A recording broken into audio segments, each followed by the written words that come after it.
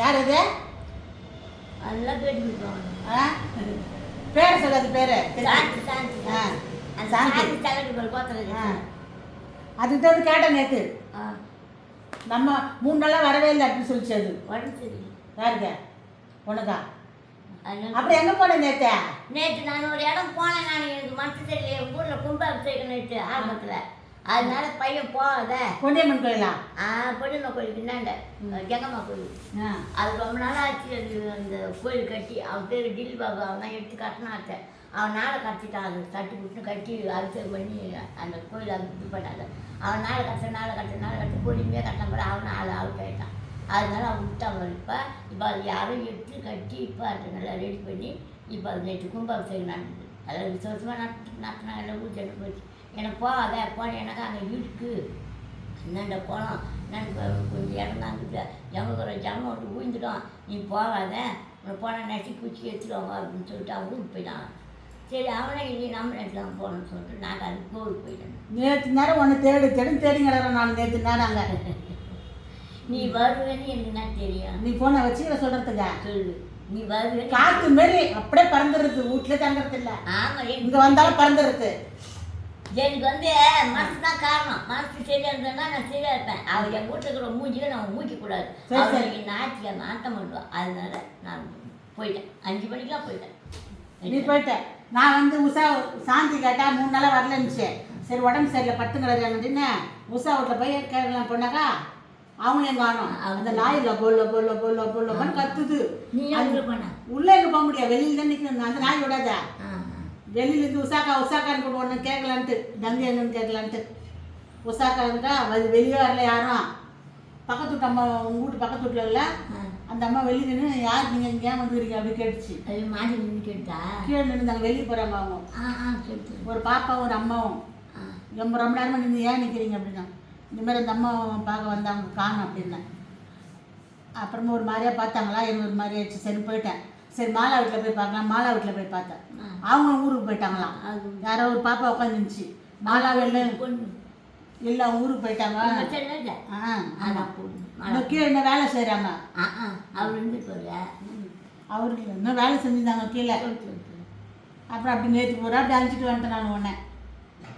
நீ வருவேன் நீ தான் சொல்லியிருந்தேன். எப்படி சொல்கிறத? நான் சொல்லாத போயிட்டேன். நான் தான் வரதில்லை. 3 நாள் 4 நாள் பதில் வரேன். ஃபோனு கிடையாது. நான் எப்படி சொல்கிறேன்? நம்ம வந்து பண்ணேன் மறுநாள் வேகம் அன்றைக்கி கிளம்பி போனேன். தண்டத்துக்கு 100 ரூபா கொடுத்த முள்ளாங்கி கட்டு 8 கட்டு அரைக்கிற கட்டுது. 4 கட்டு முனைக்கிற கட்டு 4 கட்டு முனைக்கிற ஊட்டாண்டி விற்றுட்டேன். 2 கட்டு 5 விற்றுட்டேன். மொத்தம் 6 கட்டு எடுத்து நான் எப்படி வருவேன்? 6 கட்டு எடுத்து நான் கொண்டு வர செய்வேன். அது தெரியுது.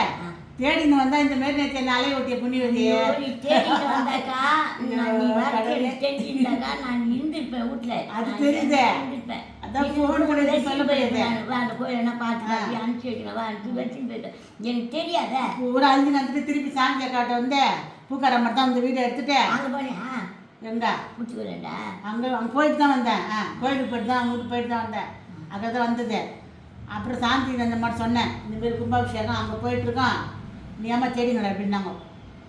அங்கே நம்ம டீ குடிப்போமே ஒரு அண்ணன் அண்ணி கடை வச்சுக்கிறாங்களே பூலாம் கொடுப்பாங்களே அந்த கடையில் ஒன்று வடை வாங்கிட்டு வந்தேன். நான் வடை கொடுக்கலாம். அந்த கடையில் அவங்ககிட்ட பேசிட்டேன். அந்த அன்னிக்கிட்ட புது கடை திறந்துக்கிறாங்கல்ல அவங்ககிட்ட கொஞ்சம் பேசிட்டு அப்புறம் அந்த உன் ஃபோட்டோ சாந்தி வாங்கி பார்த்துச்சு. வீடியோலாம் பார்த்துச்சு. உன் வீடியோலாம் சாந்தி அதை சிச்சு கிடந்துச்சு. நீ நேற்று பார்க்கலையா? நீ அதை இன்னும் பார்த்தா சொல்லியிருப்பாங்க. சொல்லிட்டு வந்தான் வந்தால் சொல்லுங்க அப்படின்னு. நீ பார்க்கல பிள்ளை. அதுக்கப்புறம் அந்த ஃபோட்டோ வந்து சிச்சு கிடந்துச்சு. அப்புறம் தான் கீரை பேர்லாம் சொன்னாங்க அவங்க. காலையில் வச்சு அப்புறம் வடை எடுத்துன்னு வீட்டில் இருந்தவங்க தான் சாப்பிட்டாங்க. அப்புறம் எத்தனை போட்டாங்க. அந்தமாரி வேலை போச்சு எங்கள் அதை நேற்று. காற்று பறக்கிற மாதிரி பறக்கிற ஒரு இடத்துல நிற்க மாட்டேன். பண்ணிட்டு வந்தேன். அந்த கீரை அந்த 6 கட்டு கீரை விற்றுட்டு வந்து வீட்டில் வந்து ஊழ்ந்தம்பர் அந்த கட்டை போட்டு வச்சாங்க பக்கத்தில். அது ஊழ்ந்தல் ஊழிட்டா மணி 8 மணிக்கு தான் ஏந்தினான். என்னென்ன எங்கேயுமே அசியில் ஏன் குளிச்சுட்டு போய் பத்தம்பர் ஆகலாம் தான். அதான் உடம்பு சரியில்லைன்னு ஹாஸ்பிட்டல் என்ன போயிடுன்னு நினச்சிக்கிறேன் நான்.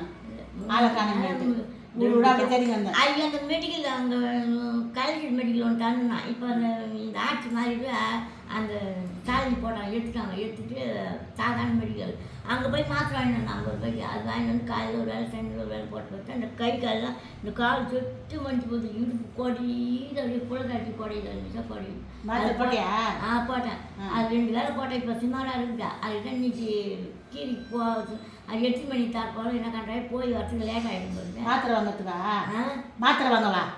ரொம்ப தூரங்குது என்ன? கிட்ட தான் நம்ம யாரை பக்கம் ரோடு இப்படி போய் திரும்பணும்ல, அது நீட்டாக போனோம்னா அதுக்கு அந்த கொஞ்சம் போய் அந்த இது அங்கேயே வாங்கணும். அப்புறம் இந்த மாத்திரை வாங்கி போட்டு கொண்டு அதுக்கு என்ன பண்ண முடியாது?